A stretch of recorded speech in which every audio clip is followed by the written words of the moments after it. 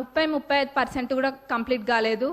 ఏమైందంటే గత ప్రభుత్వంలో గత పాలకులు ఏదో ఎలక్షన్ల ముందు ఆదరాబాదరాగా జనాలకు చూపించుకోవడం కోసం అని చెప్పి పాత కాంట్రాక్టర్ యొక్క టెండర్ని రద్దు చేసి కొత్త కాంట్రాక్టర్లను పిలిపించి ఆ ఎస్టిమేట్లో ఎన్నో తప్పులతోటి అధ్యక్ష, ఎన్నో మిస్ చేసి ఎస్టిమేట్ వేసిండ్రు అధ్యక్ష.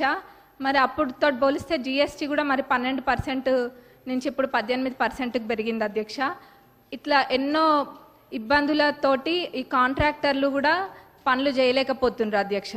కాబట్టి ఈ పాత ఎస్టిమేట్ని కొంచెం సవరించి కొత్త ఎస్టిమేట్ తయారు చేసి అట్లనే పనులని ప్రారంభించాలని చెప్పి మీ ద్వారా గౌరవ ఇరిగేషన్ మినిస్టర్ గారిని మరి గౌరవ సీఎం గారిని కోరుతున్నాం అధ్యక్ష.